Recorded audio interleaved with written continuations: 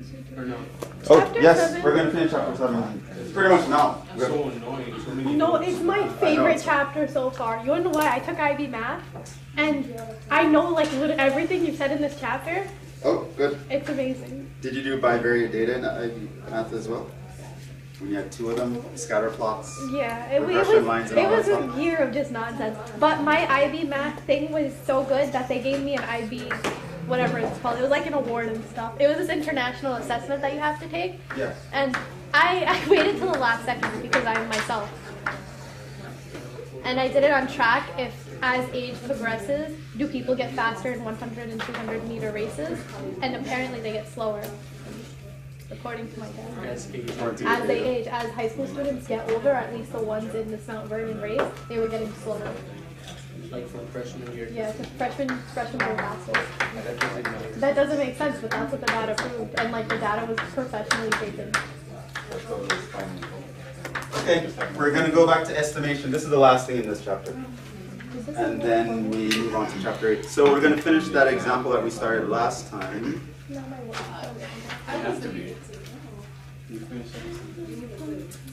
We're looking at this example.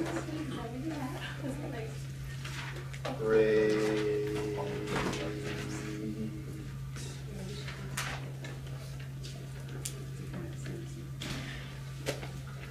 There's a table that we got, I did first time. Yeah. With the 20 thing. Okay, yeah, so we have grade, frequency. We have relative frequency, but we don't need it here.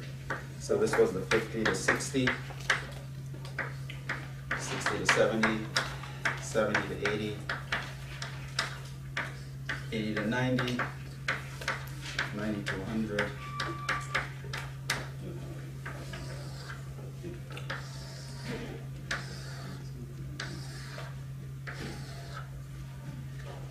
And we have 3, 6, 5, 4, 2. There were a total of 20. And the problem was to estimate the mean, standard deviation, and the median.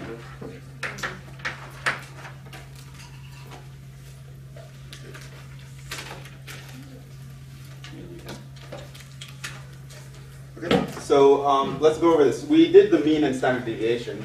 Can you tell me how to do this without looking at your notes?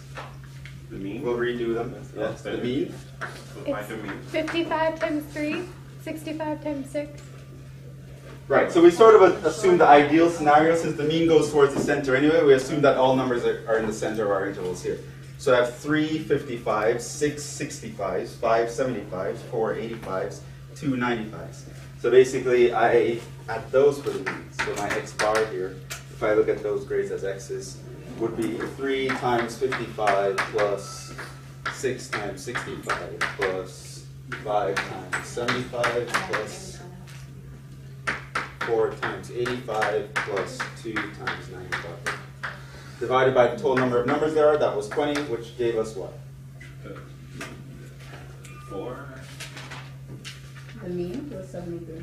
Right, so we got 73 here, and remember the actual Was 71.9. was 71.95, which is not bad for just 20 data points. Then if we wanted to estimate the standard deviation, how did we do that? Well, in the formula, our standard deviation used the mean in it, so I would just use the approximation for the mean. And again, I assume that all my values in a certain bin fall right into the center. So then we can cut down on some of the computations here. So I basically I got 3 values where I took it to be 55 minus the mean, 73 squared, plus there were 6 values where I took the value as 65 minus the mean, squared, plus, and I did all that, and I ended up with 2 95s minus the mean over 19, and this was approximately 12.39.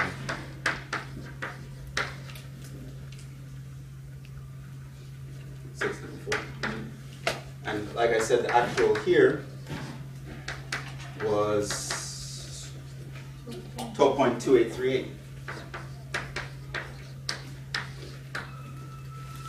So this is how you estimate the mean. So notice here, it's an estimation because I don't actually know what the values are. I mean, this is all the information I'm given, right? So I don't actually know what the actual grades are.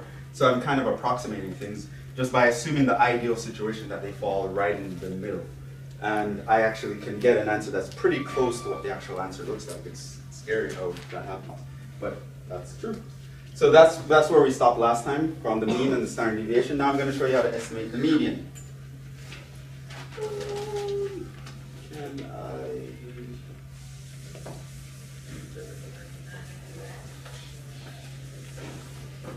I'm going to define some terms now.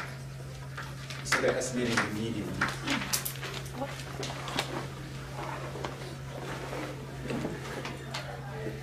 So look at what I call these, because I don't think book uses these words. Okay, so for the median, there's some terminology I have to introduce here before we actually go into the process. So,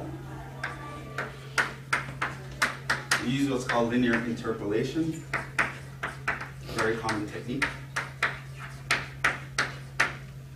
Don't get bogged down by what the terminology is. I'm going to show you how to do it. So here, you have 20 data points. So the median would occur where? Like between 10 and 11. Between 10 and 11, right? Roughly at, we have to figure out the position that we want to be at for the median, right? So the median will occur around position. Now here's how we estimate it. I'm just going to take the total number divided by 2. 10th position. Right. Now I know technically it's between the 10th and 11th position, but we're estimating, right? So I just divide by 2, and whatever that number gives me, I can round it, and I get that answer. And that's the guy I'm going to aim for. I'm going to aim for the number that's in the 10th position. So I'm going to want to approximate that. So it's going to be somewhere between 70 and 80. So we're going to look at that, right? So first we need to know what position we need to be in, right? And now,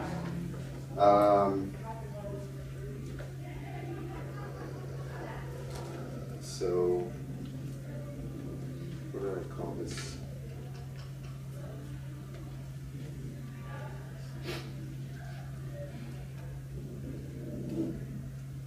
We can write down what okay, I'll just, okay. So it's in the 10th position. So now we basically have to figure out where does the 10th position occur. So this is, so first figure out the position to aim for. Here, it's the 10th position.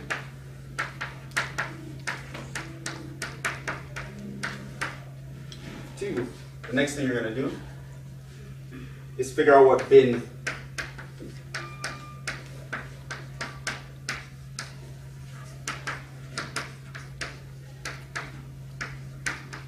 this element occurs in.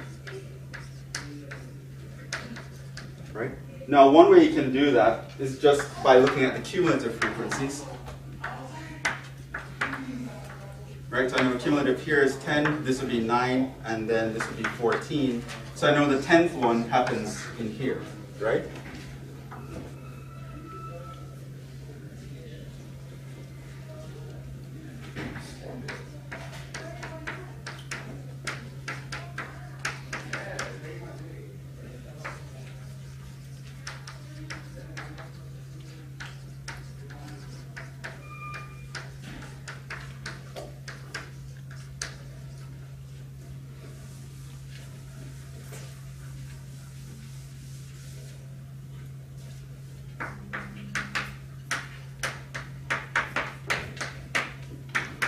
In this case,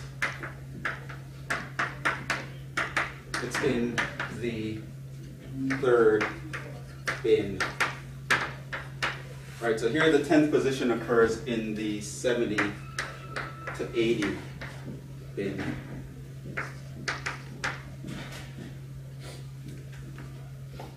Okay, remember these numbers.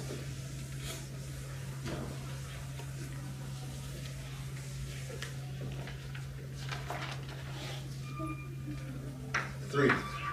Right, so first figure out what number you're going to look at. You're just going to take the total number of things, divide by 2, whatever number you get, that's the guy you're aiming for. Then you're going to figure out what bin that guy occurs in. Here it occurs in the 70th to 80th bin, because I have 9 up to here, so the 10th one is going to be 1 into there. So 3, we're going to assume, we're not looking at the centers now. What we're going to do is we're going to assume the numbers in the bin are evenly spaced. Right? We assume the ideal conditions here. That's the whole point. That's what makes estimation easy.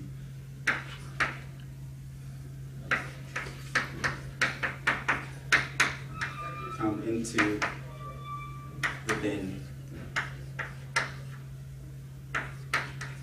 However,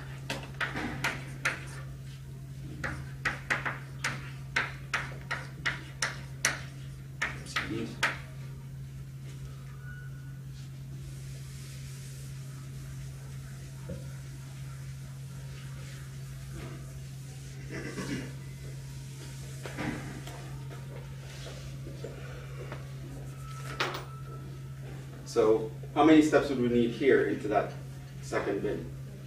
5. What position are we after? The 10th position. Now, the first 2 bins would cover 9 things, right? Which means the 10th thing would be 1 step into that bin, right? Note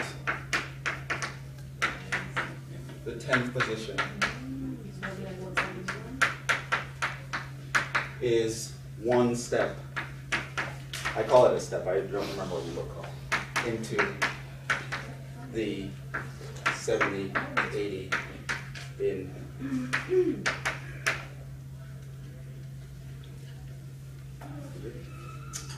So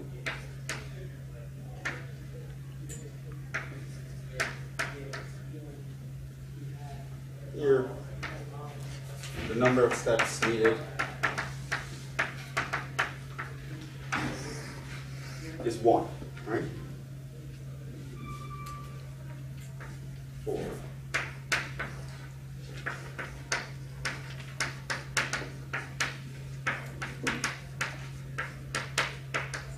The step sizes. Since numbers are evenly spaced,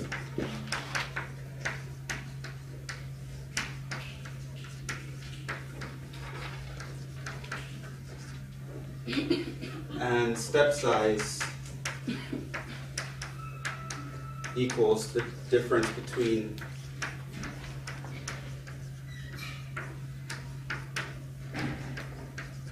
consecutive numbers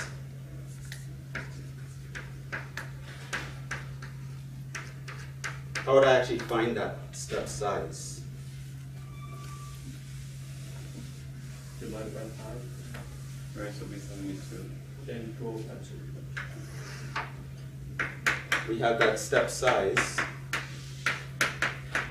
would be equal to 2. how do you get 2? Divide. So you have 10 numbers. You divide by 5. Assuming you have 10 numbers, you have evenly spaced. Divided by 5. Right. So in this bin, the length is 10, right? Now there are only 5 numbers, so if they're all evenly spaced, it means they're 2 apart. Technically, if you want to write this as an equation, you'd say that step size is the bin length over frequency.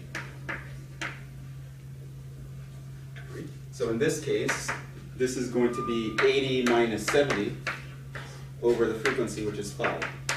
So step size is 2. So all numbers are evenly spaced. So every time you take a step into this bin, you're stepping size 2. Right? Yeah. So basically, I'm assuming that the numbers in here are what? 70. Yeah. 70, then 72, then 74, then 76, then 78. So in this case, it's just step size 1, so we're not really going far. But this idea would go. I don't think I gave another example. But in your homework, you'll have other examples on the test. Okay. So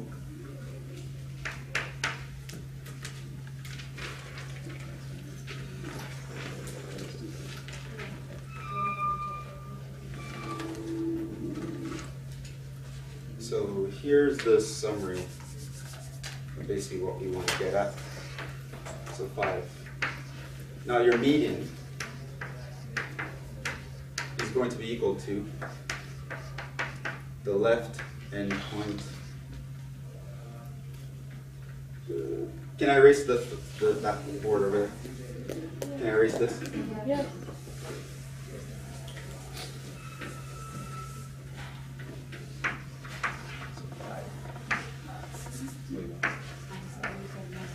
The median would be equal to the left endpoint plus the number of steps times the step size.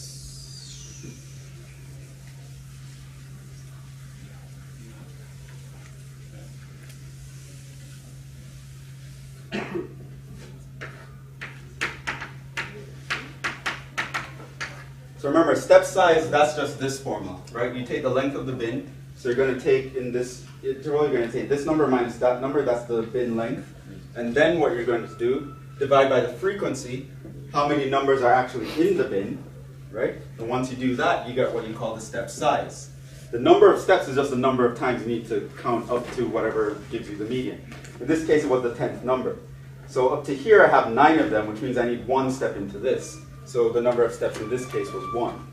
Now the left endpoint here is going to be what? The left endpoint of the bin would be 70. Plus, I need to take 1 step into the bin of size 2. So the median here is roughly 72. Did I write the actual median? Yes. By the way, the actual median, when I actually did it with all the 20 numbers, is 71. So we're pretty close, right? Now, I don't even know what the numbers are, right? But I can get a good estimate of the mean, the median, the standard deviation by doing these techniques.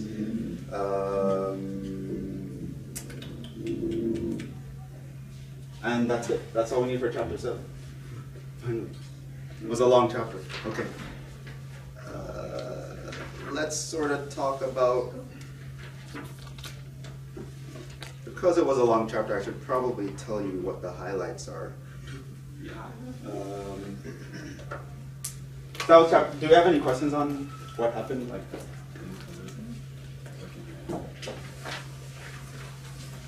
So before moving on to chapter 8, I'm going to just say highlights of chapter 7.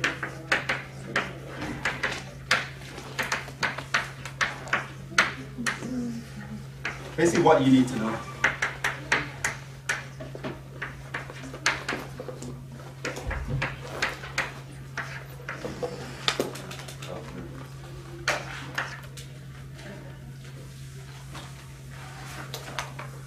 So by what you need to know, I mean what's likely to come on a test or the final. So let's see. I'm not going to ask you what the definition of statistics is. That's kind of silly. Well, know how to draw a frequency table. Right? That means you can have the things, you have the frequency of the things, relative frequency, cumulative frequency. That means data type, frequency, relative frequency, cumulative frequency. Right? Know how to construct a table like this. That's the first thing you need to know, because it's something that you'll be likely asked for.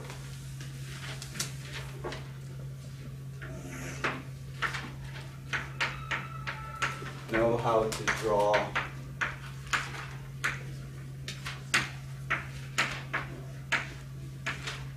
bar graphs, histograms,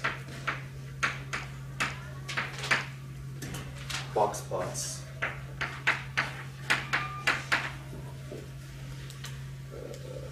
line graphs.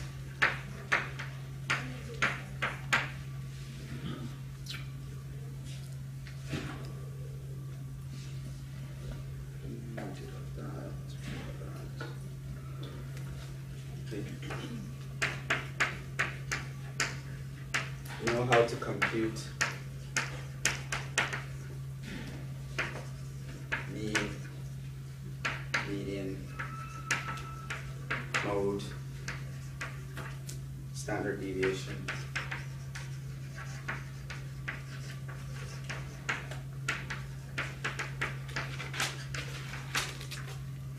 Using formulas.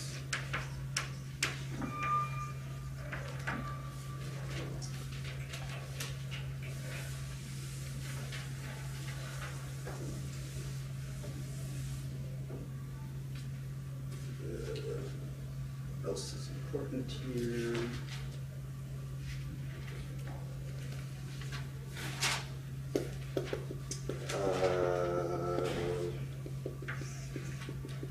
I forgot to mention range and quartiles here as well. Range, quartiles, which for a box plot you'd have to be able to compute these anyway, but just to make sure I mention them. Be able to compute the range and the quartiles as well. Q0, Q1, Q2, Q3, Q4.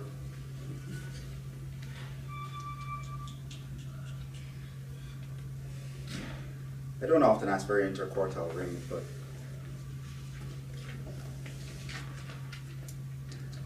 The quartile ranges are from Q0 to Q4, it's the difference between Q3 and Q1 is the interquartile range. but the quartile ranges go from Q0 to Q4. Yeah. So Q0 is the lowest value, Q4 is the highest value, Q2 is the median, Q1 would be the median below the median, Q3 would be the median above the median. Okay. Let me list some more things here. Standard deviation, range, quartiles,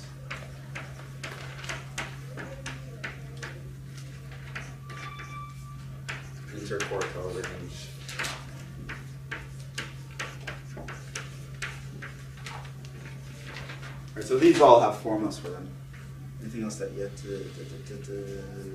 About the variance, just regular variance, what do you want? Variance, you need to know. Yeah, you need to remember that variance, the important formula is to know that the variance is equal to the square of the standard deviation. So that you should also know.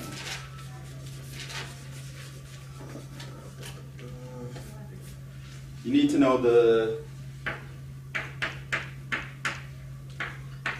68, 95, 99.7 rule.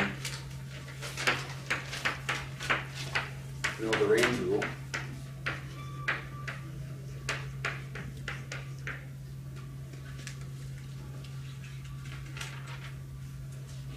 Yeah, and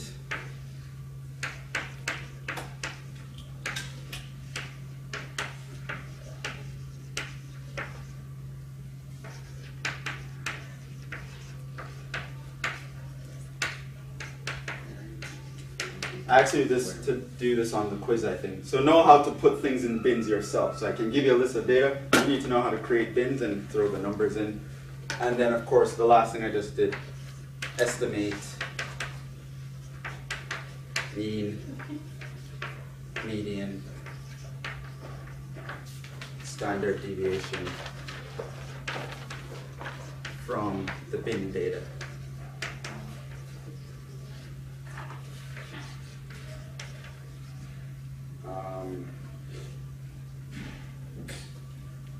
Yeah, that's definitely coming out. That's important.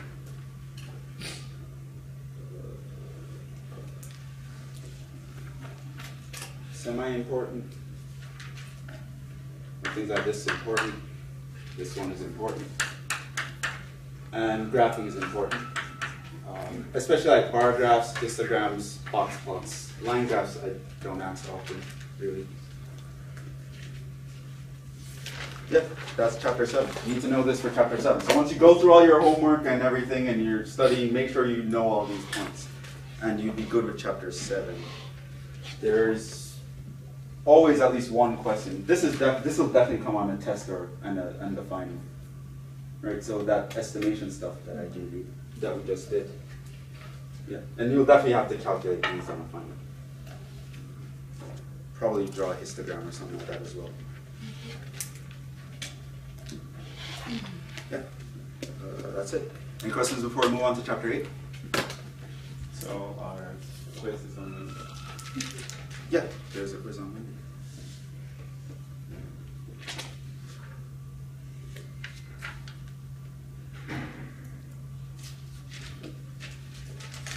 Okay, let's move on to chapter 8.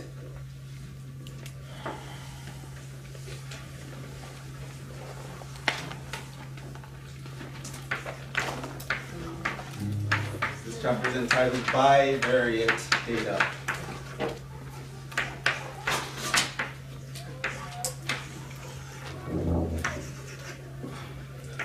Of course, when you see bi, it means two. So this is basically what we're going to do here. We're going to apply some of the concepts that we learned from chapter 7 to 2 data sets at a time.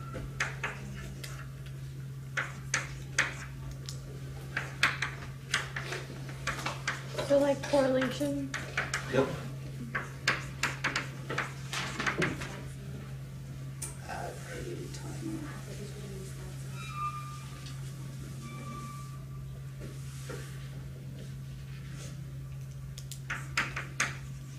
So when you do that, you get what's called bivariate data. Bivariate data analysis. And of course, you don't have to be 2. There's trivariate data. You can go higher up, but we're only sticking with 2 in this class. Because the other stuff would require higher calculus and more math. So we'll just look at 2 data sets at a time.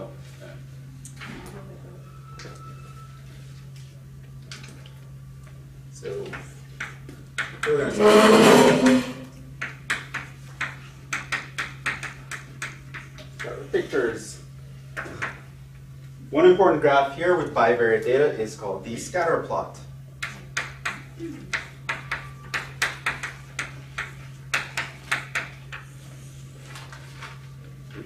So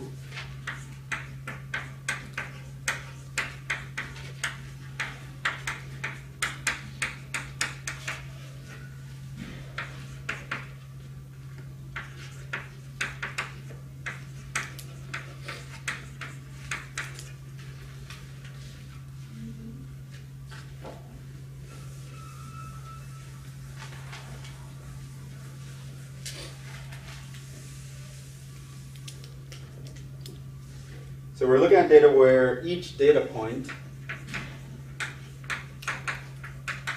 requires 2 measurements.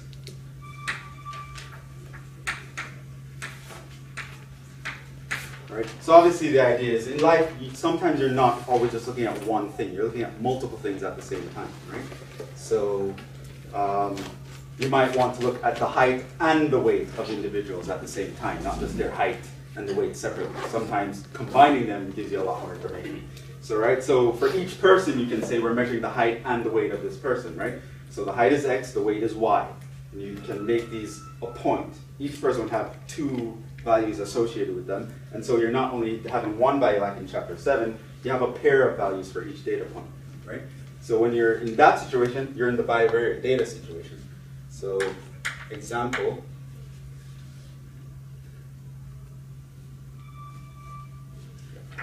I can talk about the grades of 10 students.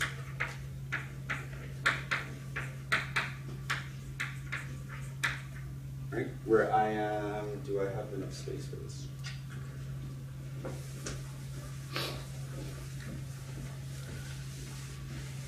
I mean, this is important because, you know, a lot of times you can't judge a student by 1 grade.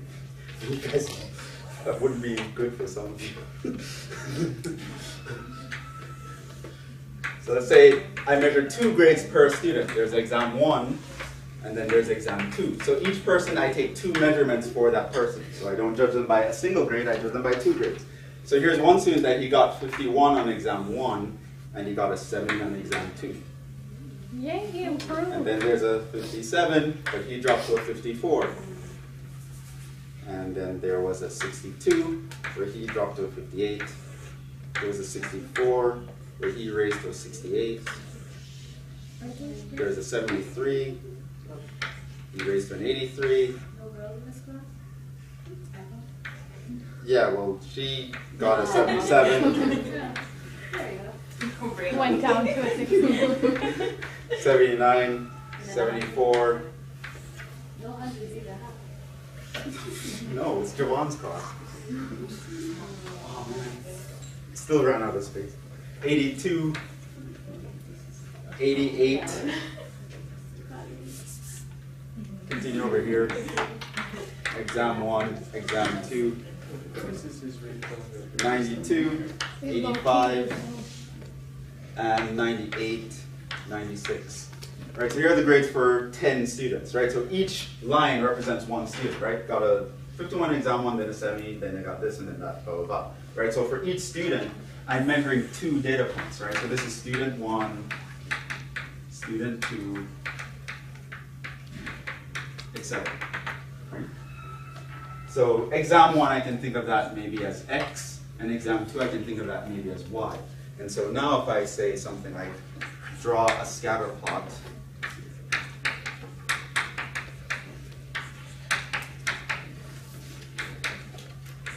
to represent the exam grades. So all this amounts to is just plotting the coordinates and drawing them on a pair of axes, really.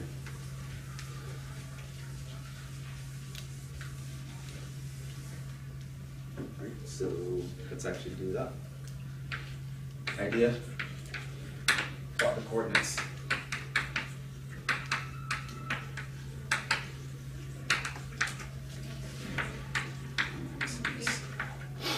So let's say the vertical is exam 2 grades and the horizontal is exam 1 grades. So we're going to pretty much plot these points. So let's say I have 51 here, and then that's going to go to a 70. So I have this point. We're going to do this for all 10 points. So there's a 57. Then we went to a 54. So that point. And then there's a 62. That went to a 58. Then there's a 64, which went to a 68. And then there's a 73, which jumped to an 83. It's 83. Then I have a 77, which went to a 60. So it's up here. Then I have a 79, which went to a 74.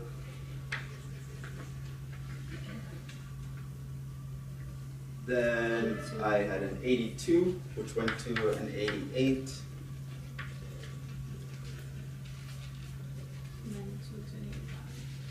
92 to an 85. And 98 to a 96. Okay, so if I plot the grades on a scatter plot, which is basically this guy, I get a graph that looks like this.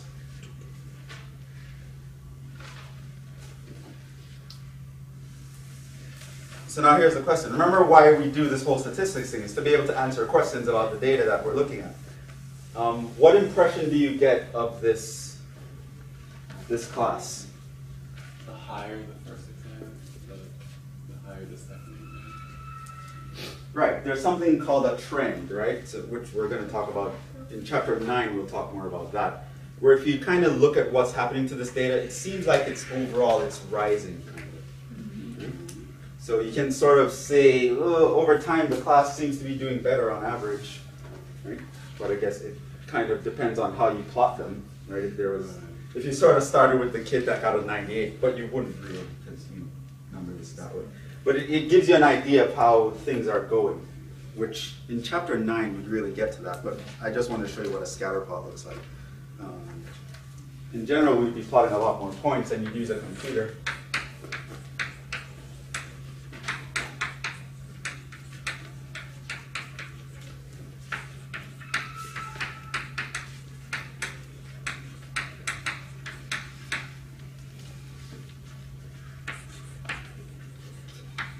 So we need to figure out a good way to analyze this data.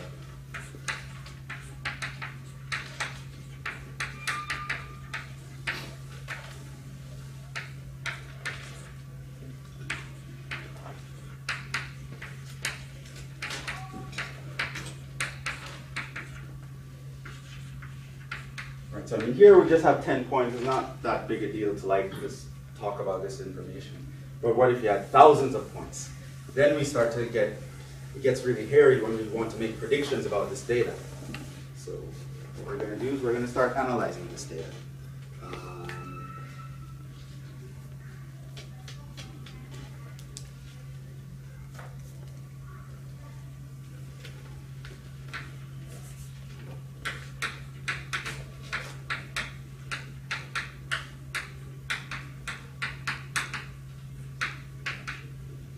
One way we analyze it is in terms of the mean, right? So consider this graph. Here, have a scatter plot, x, y, and there are tons of points. But it's kind of doing this, right? So one thing, here's the x values. They range from this to that. So roughly where do you expect the mean x to be? Roughly in the middle, right? So this is like x bar, right? The mean x value. Similarly for the y, you'd expect the mean to be here. That's y bar, the mean y value. Right? And what you can do is you can think of this thing as splitting it up into 4 quadrants.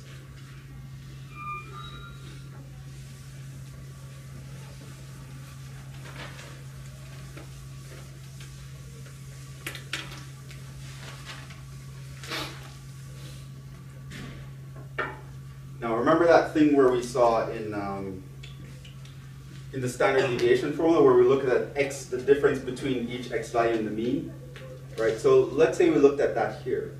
Let's say I looked at x minus x bar here. And I look at x minus x bar here. X minus x bar over here. X minus x bar over here. And I'm also going to look at y minus y bar. And y minus y bar. And y minus y bar. And y minus y bar. Tell me some of the patterns you'd see. What do you expect here in terms of being positive or negative? And you'll see why we'll do this in a second. If I take one of these points over here, and I take x minus x bar,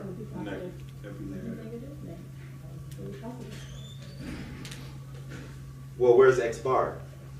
X bar is right here. So if I take the x coordinate of something like this and subtract this, what am I going to get? On the left side. So it would be Positive. positive. What about here? Y minus y bar. That's too abstract. Okay, what about here?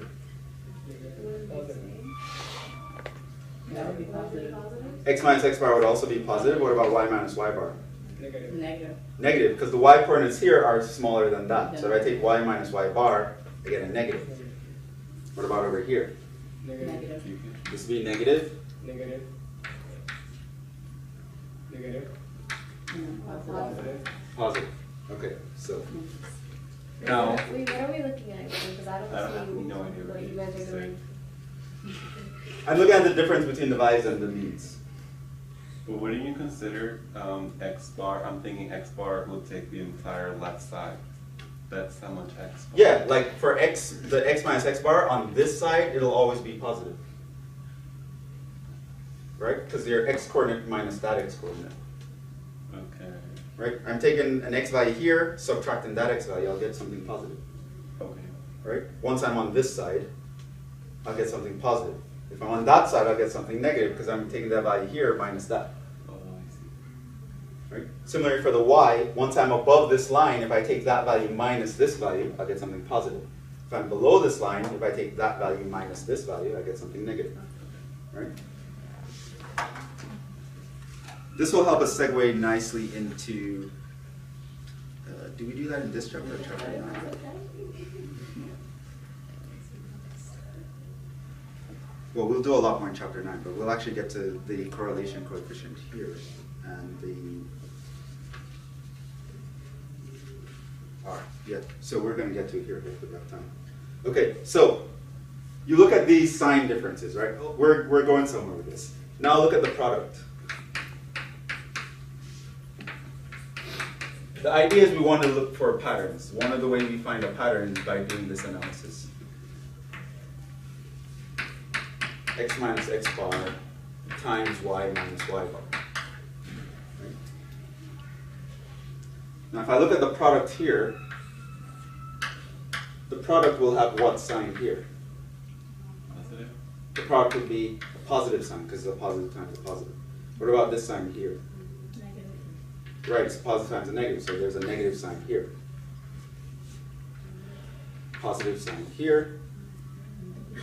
This would be a negative sign here, right?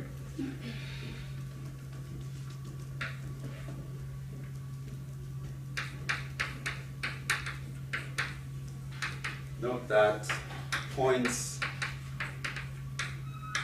in the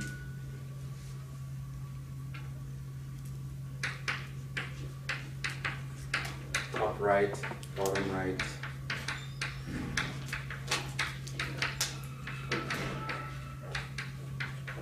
top left, bottom left.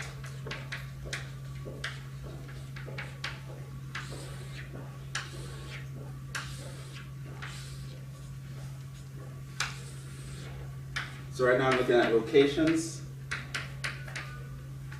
and the signs of x minus x bar times y minus y bar. So if you're in the top right, you're going to be positive. If you're in the bottom right, you're going to be negative. If you're in the top left, you're going to be negative. If you're in the bottom left, you're going to be positive. Right?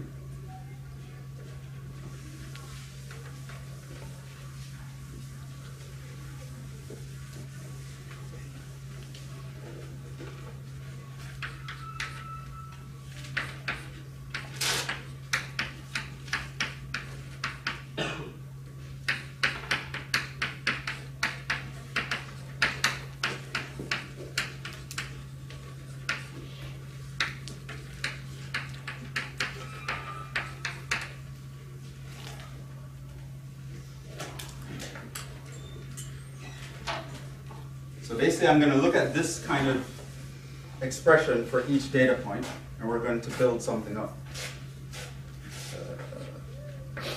Let's say x1 minus x bar times y1 minus y bar. I'm going to average these expressions, x2 minus x bar times y2 minus y bar. I'm going to do this for each point, xn minus x bar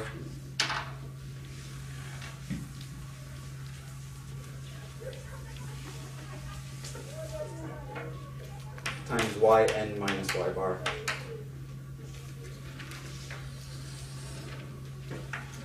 I'm averaging it by x minus 1, n minus 1. Remember, that that's because we have the sample space. So if you look at this, what can you conclude?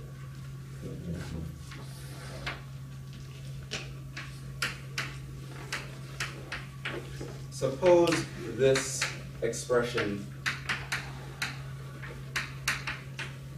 is positive.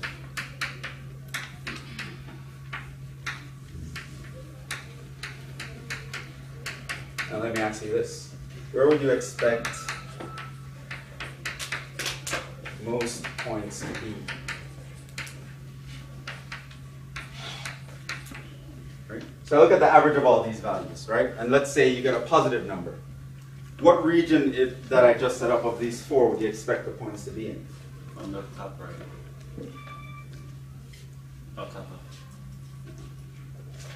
Only the top left? It could be either one. The bottom. It can be here, right? So let me number these regions. It would be a positive correlation. So bottom right. Stop getting so technical on this. All right, let's call this region 1,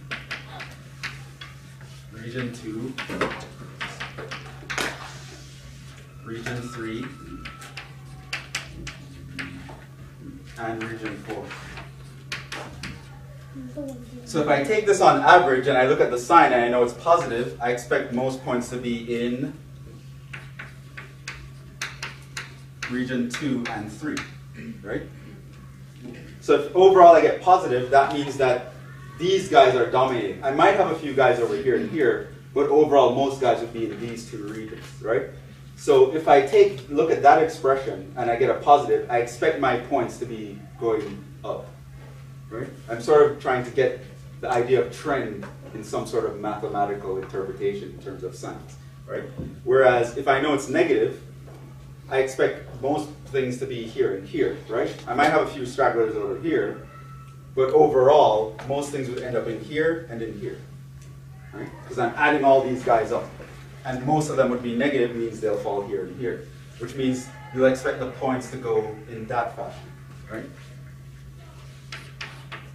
If negative, you'd expect to be in region 1 and 4, right? So that's this idea. So sometimes you don't have to know all the points, but someone can calculate this expression and they can just say, hey, this is positive, or this is negative. And you already know what the picture looks like by them telling you the sign. In chapter 9, we'll connect this to a slope of a straight line, but getting ahead of ourselves. The idea is we want to be able to describe this pattern mathematically, so this is one of the standard ways to do it. This expression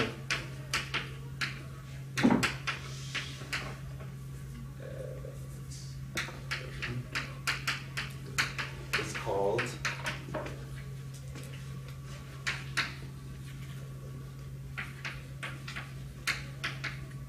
the covariance of the variables, let's say x and y.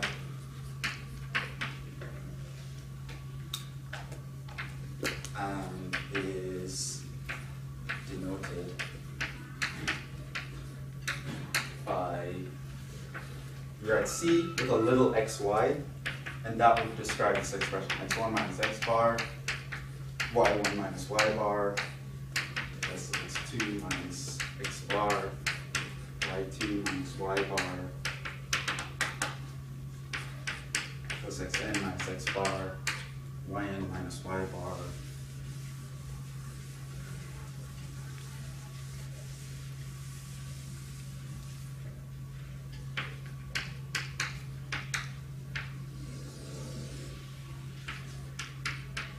So this guy is called the covariance of x and y. And its sign can tell you how a scatter plot is behaving. If he's overall positive, you expect most points to be trending upwards. If overall it's negative, you expect most points to be trending downwards, right?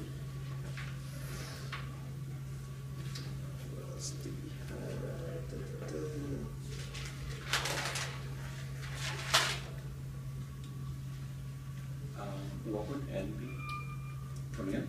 What would n be? N equals the number of data points. Number of data points. This is the pairs xy. All right, we plot each point, x comma y. There are n of them, and I want to figure out the covariance. This is sort of the way we'll do it. So let's actually do an example. Also, Yeah. x1, x2, that's the point of the x on the x line. Yeah, the x1, 2, 3, these are the actual individual x values, right? The y1, 2, 3, blah, blah, blah, those are the individual y values. X bar is the average, the mean average x value. This is the mean average y value.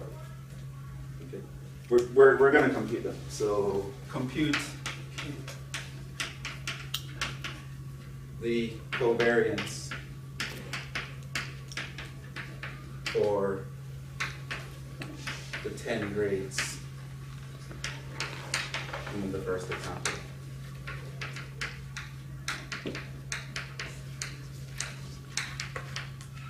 Okay, so I gave you a list of 10 grades in that table. Let's actually compute the covariance. All right, that was the exam 1, exam 2, blah, blah, blah.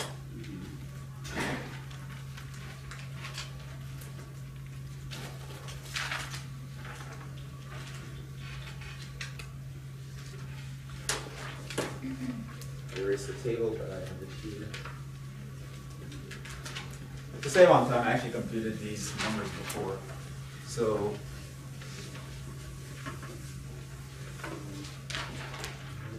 here, X would represent the exam 1 grades.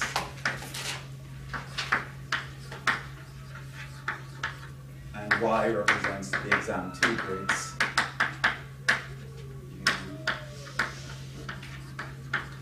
Now I computed the average, right? So I added up all the exam 1 grades and divided by 10. Sum of exam 1 grades divided by the number of grades, which was 10, and I got, 73.5. which you should verify this, 73.5. 73.5. And then the Y bar would be the sum of the exam 2 grades. And I divide that by 10. And I got 73.6. Right? So this sort of went along with what we expected from our scatter plot, right? On average, the grades actually got a little bit higher. On average, students scored 73.5 on the first exam and just 0.1 higher on the second exam. But overall, it did trend higher. Okay, so now I know those are the means. So now I'm going to compute the covariance. This means CXY, what would that look like? I'm just going to plug in this. I will probably need more space here.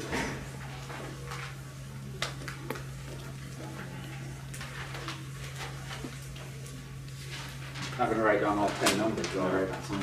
So here, the first X value was 51. I'm going to subtract the 73.5.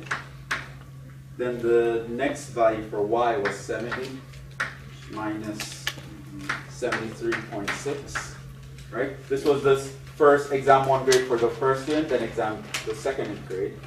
Plus, I'm going to do that for the other student. So the second student got a 57 in the first test, minus 73.5, and he got a 54 in the next one, minus 73.6, plus, we're going to do it right up to the 10th student, which got a 98 in the first exam, subtract the average of the first exam, times a 96 in the second exam, minus the average of the second exam. I'm going to add up all those products, and I'm going to divide by 10 minus 1. Which I got 163.22, right? And that was overall positive. So this means scatter plot trends upwards.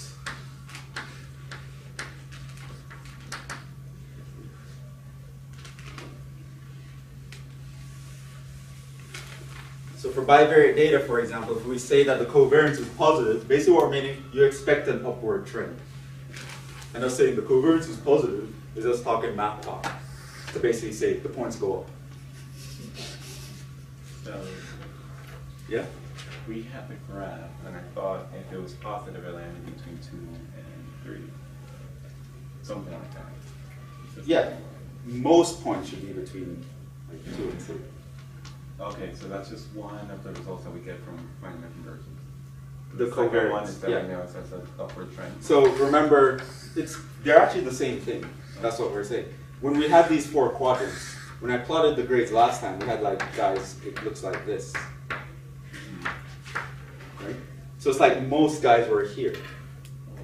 That's the difference. Right? So me saying the covariance is positive, you expect just that. You expect the picture to look like most guys are here. Okay. Which means that the points are going up. If this was negative, you'd expect most guys to be here and here, which means you'd expect the points to go down.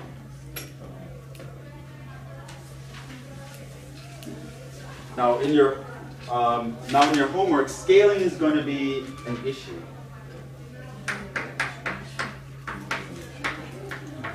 There's always an issue.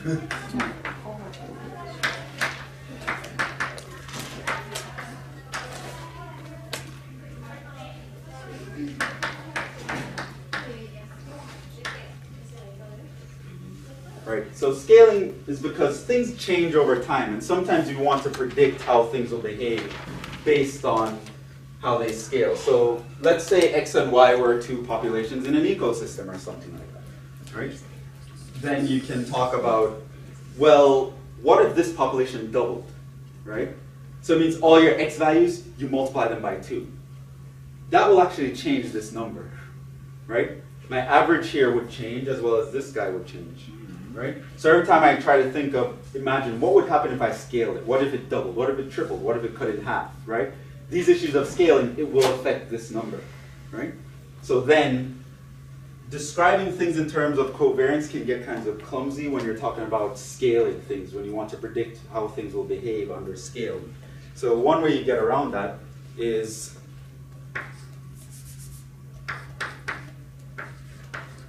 to get around the covariance being scaled.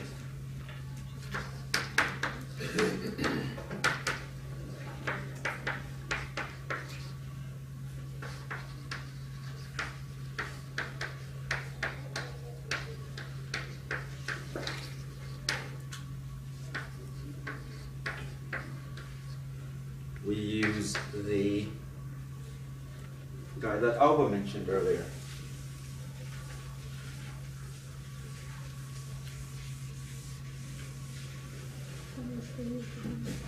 Correlation coefficient. So this is sort of why we even care about this guy in the first place, because scaling would mess this guy up, and we don't like that. We want to be able to describe a scatter plot by a number that's not going to change and gives us some stability. It turns out that we just actually scale the CXY, we divide by the standard deviations.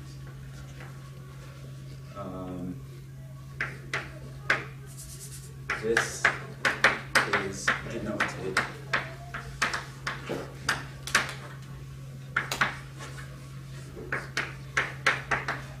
by the letter R. So the letter R in statistics usually refers to the correlation coefficient. Definition: R is equal to your covariance divided by the standard deviation for X, standard deviation for Y. And what this actually does is it kills the scale factor.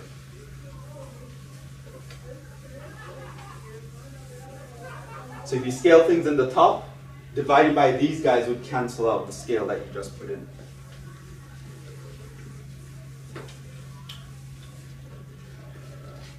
Here, Sx equals the standard deviation of X values. Sy equals standard deviation of Y values.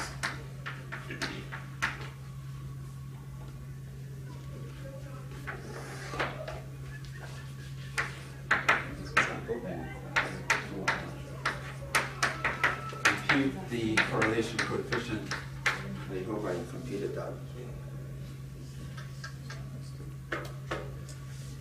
Oh, I did. Good. Compute the correlation. And in your homework for chapter 7, I think you actually investigated how these things behave under scaling. You'll figure out how the standard deviation would change if you scale things, how the mean would change, and we'd actually come back to that. Compute the correlation coefficient for the 10 grades.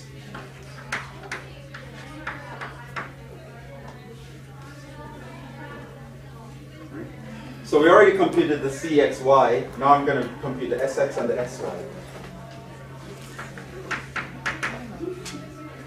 How do we find SX? What's the formula? So you Just take the square first root. number minus the square root of Yeah. the x1 X1 minus X bar Yeah. squared plus X2 minus X bar squared plus and so on, X10 minus X bar divided by 9. divided by n minus 1, which would be, in this case, 9. Right, so when I plug those numbers in, that would look like, I don't think I actually wrote them out, but when I compute that here, I got, for SY, SX, I got 15.12357. And for SY, I do the same thing with the Y values, and I got 14.08. 072.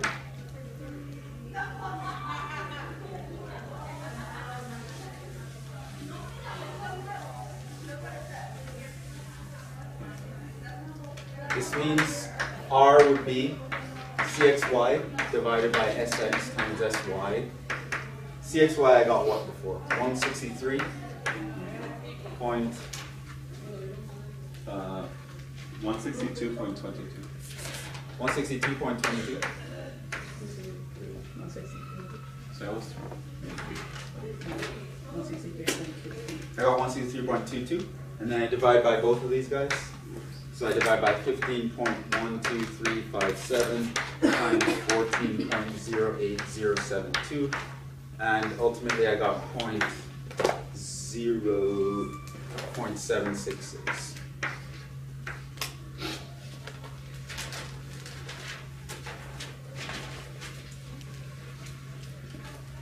So this number is nice because even if I scale all these, the x values, like I want to say, what if they double, what's going to happen? This number actually won't change. And I think you had to prove that in your homework, but I don't remember.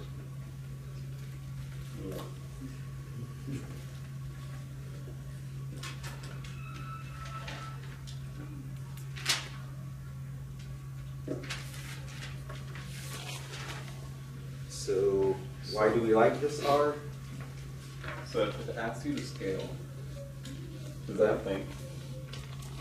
What? Is that a thing? Like, Yeah, it we asks will to ask you to something, scale something. like by 5, Yeah. right? So what do you do with the R number after you get the R number? That's the nice thing about the R number. The R won't change. That's the nice thing about the R number, which I'm going to write down now. Well, if they do ask you to scale, then only the top changes, right? Scale Only what? If it does ask you to scale, only the x and y change, right? Yeah, your x values will change. So they can like say, scale all the x values by 5, and then you just take 5 times this, 5 times that, 5 times that. Okay. So, and the mean would be scaled by 5 as well. But there's actually a homework problem that asks you to do that. So that when you see that, you'll understand more when you actually practice it. You know, I'm giving you theory now, so I get it. That's confusing. Okay, so the nice thing about R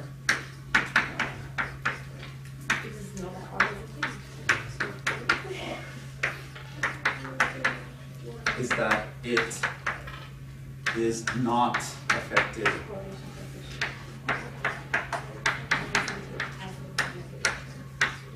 by scaling either the x or y values. Scaling means just multiplication by a constant, by a non-zero constant. We also have it's called the correlation property.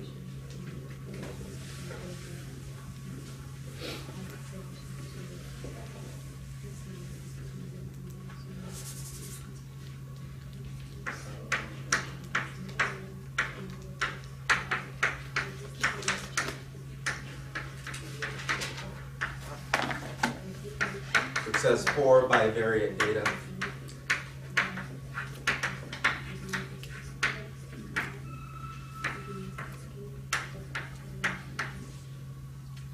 We have that R is in the set -1 to 1. That is, let me write that out.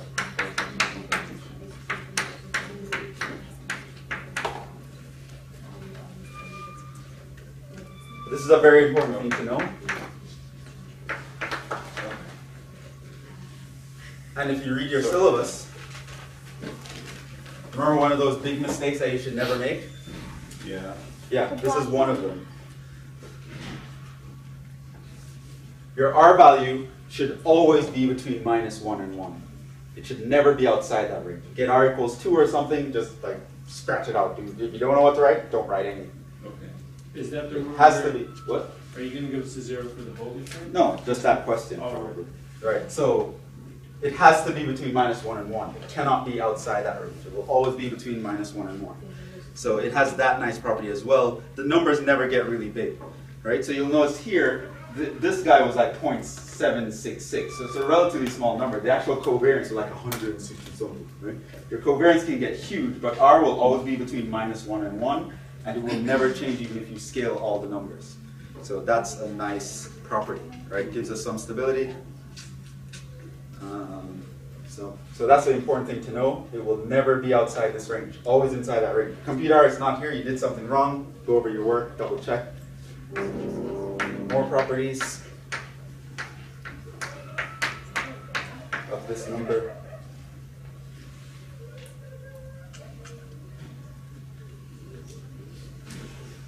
Hey, what does the E stand for value? E? That are Oh, that's set notation. This means is a member of. E is in the set block. This is an interval notation, right? So this is basically me saying this. Okay. That's why I spelled it out. That's what you need to know. Has to be between -1 and 1. More properties. And like I said in the homework, I think chapter 7 homework problem 5, they ask you to do all sorts of stuff like compute the mean, the standard deviation, all this stuff, then scale all the numbers, or add 5 to all the numbers, and then see what changes, right? So I'm going to just repeat what would happen to some of these values, right? If a constant k is added to all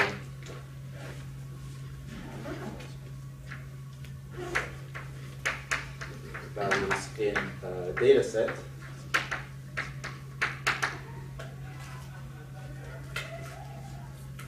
in the data set X, and a constant L is added to all values in data set Y, then R is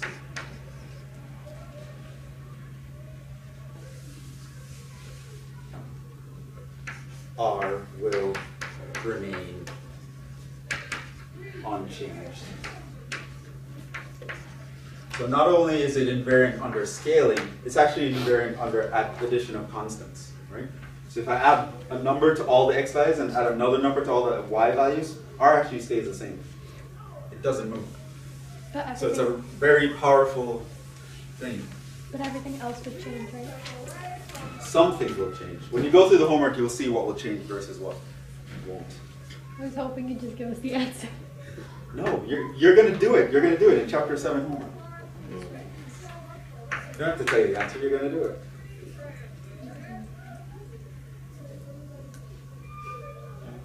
Well, B is basically the correlation property, actually.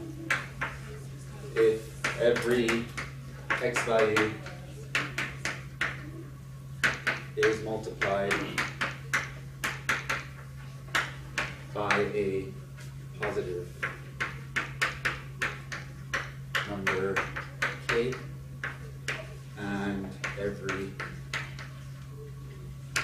y value is multiplied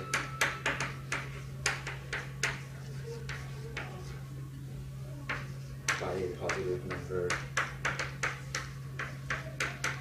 L, then R would not change.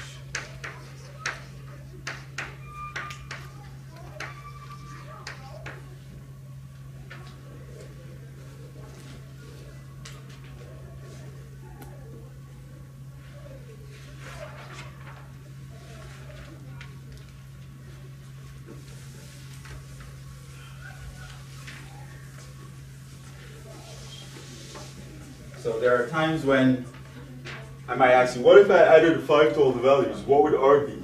don't waste your time going through everything again and computing this. It's really annoying. It actually wouldn't change, right?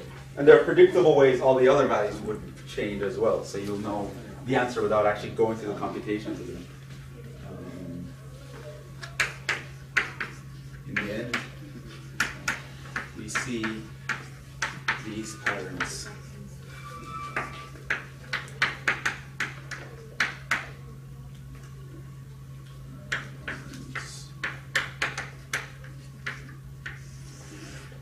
Here's the first pattern.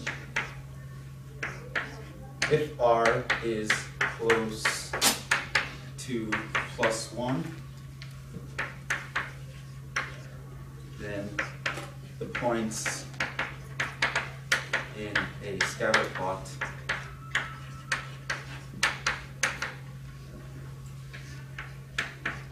fit closely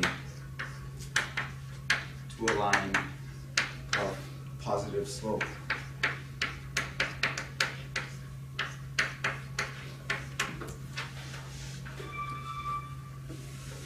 I'll sketch examples of this.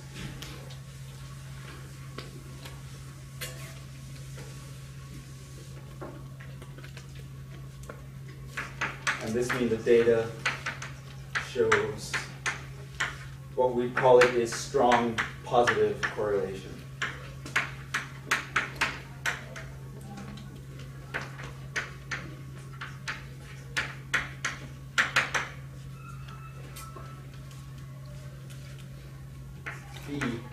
If R is close to -1,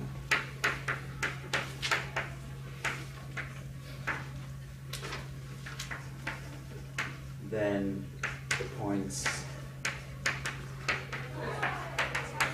get close to a line of negative slope.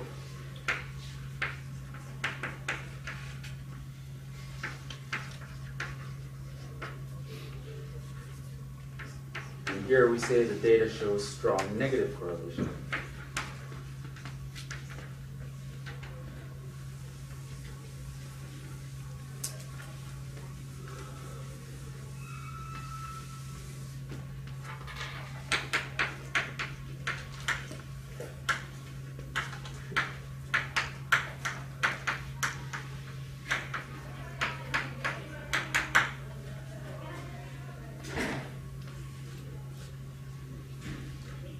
C, if R is close to 0,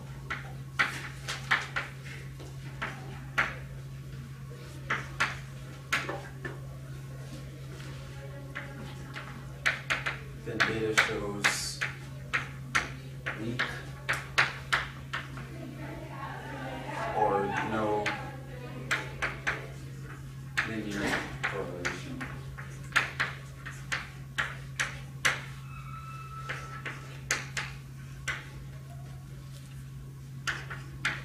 Other patterns may exist.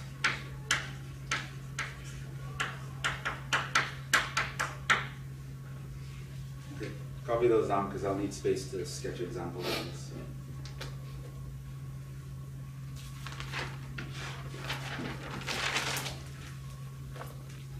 Another parenthetical statement. R is good for measuring linear trends. So if you're doing research and you're plotting a scatter plot and the thing doesn't look like it's falling on a straight line, you probably don't want to use a correlation coefficient to talk about it. You want to use something else. And if you want to use a correlation coefficient, you might have to change things, which is why you get things like log plots, where you take the logarithm of everything and transform it to a straight line.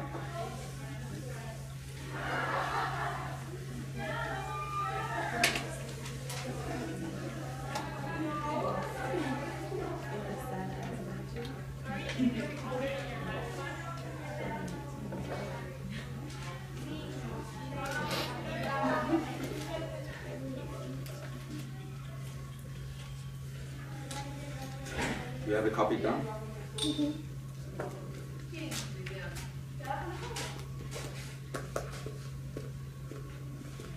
Okay, So over here, example, R is close to 1. What would that look like?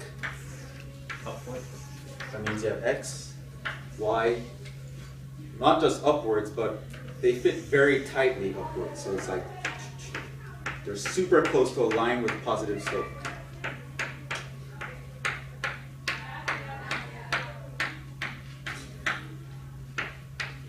So the points are super close to a line with positive slope, and you can see them trending like that. It's not like they're over the place and overall they're going up, but they're very close to a line of positive slope. That means your R is super close to 1. It has to be like 0.9, 0.85. It would be very close to 1. Yeah.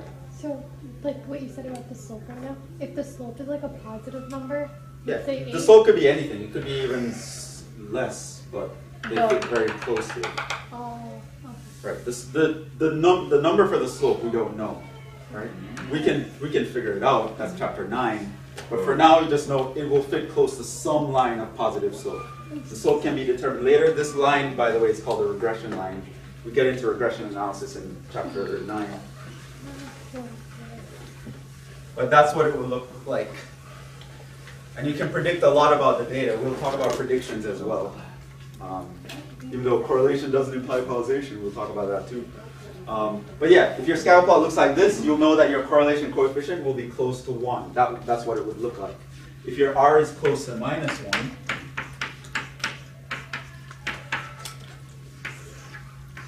that means there's a line of negative slope where your points fit very close to that line. Right? Most points will be very close to that line. This is how you know when you have negative slope. How you have strong negative correlation.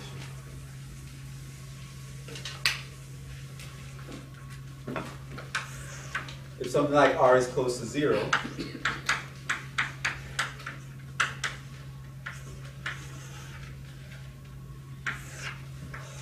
you could have something crazy where it just looks like this. There are points all over the place.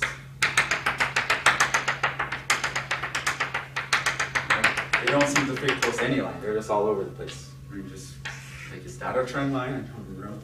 Right? Here's an example where you'd see R close to 0. Or, like I said, it could follow some other pattern. Like I could have something like this.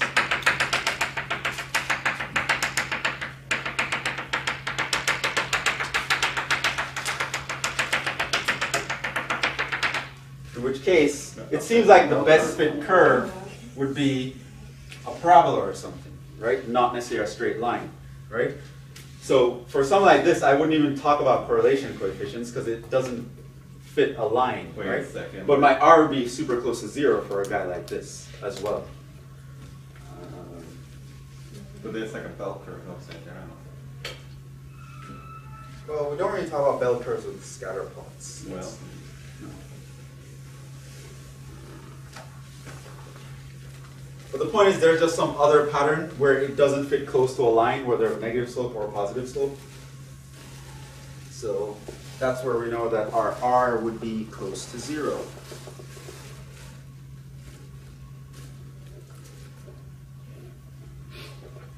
So like I said, in chapter 9, we'll talk about how to figure out what line they fit close to and hence get a formula that relates both your X and Y.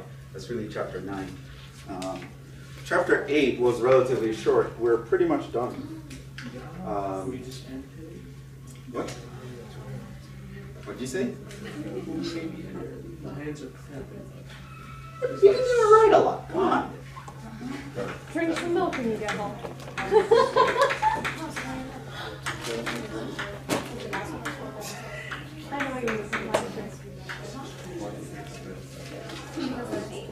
Well, let's talk about correlation versus causality. It turns out that correlation Does not mean causation. does not imply causation. That's the mantra of all statistic researchers. They all say. Right? Correlation is at most suggestive. What did you say? It does not.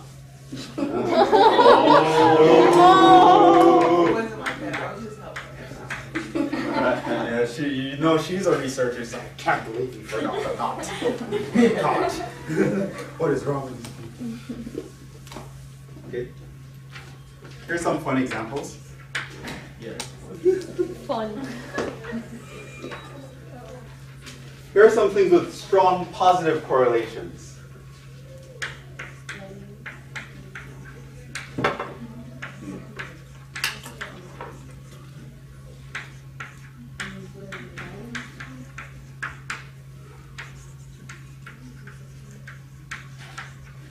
These two have strong positive correlation. I don't know why that's funny to me. Why is that funny? People are dying now. It's the smile you gave at the end of it. Yeah. So every time you get depressed and you go buy that tub of Haagen-Dazs, you're an accomplice to Oh murder. my god, that actually makes a lot of sense.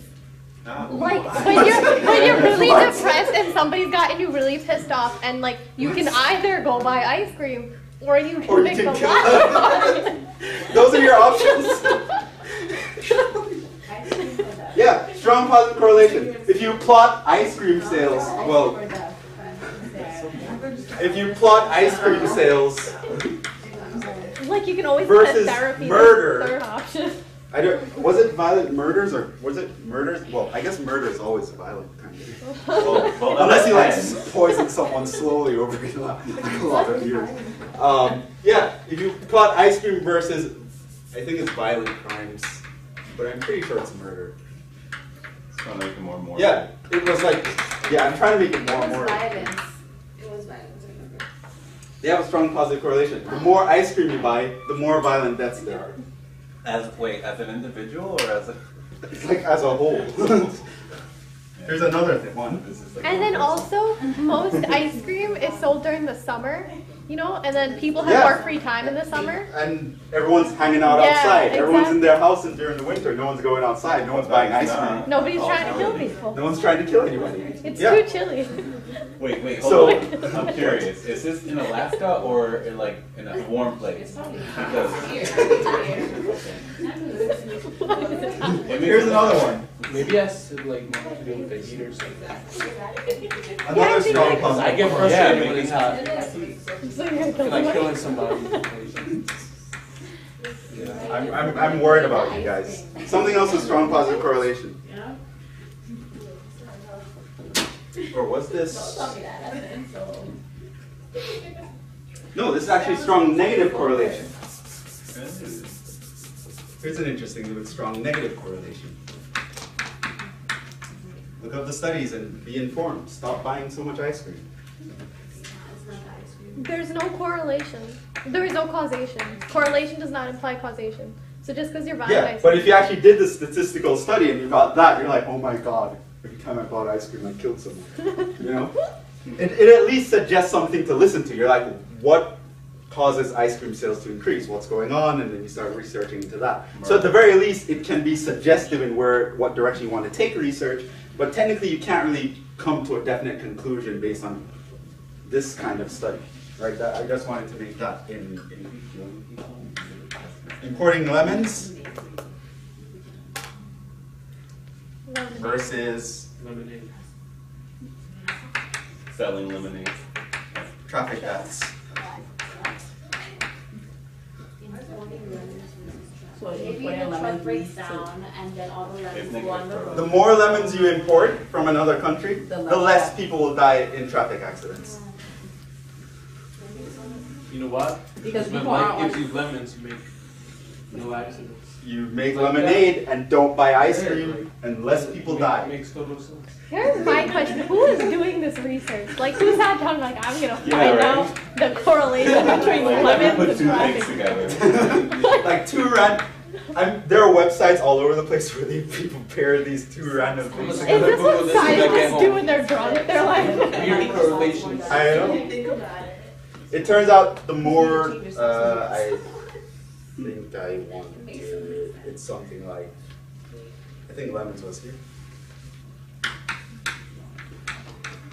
Then, and traffic deaths here.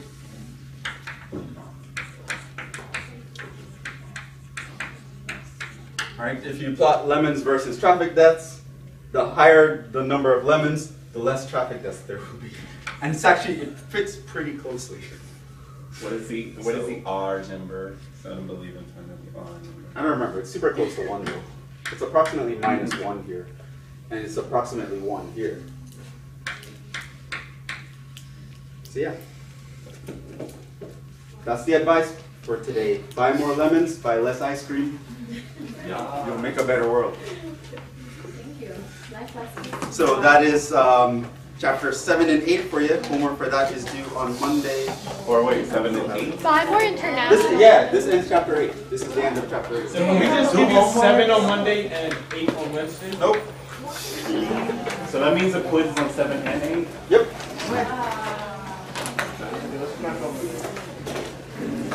And then next we get into chapter 9, which is really fun. Is it like a continuation of 7 and 8? 14. Jhevon, is 9 a continuation of 7 and 8? 9 is regression analysis, so that's where we actually find the equation of the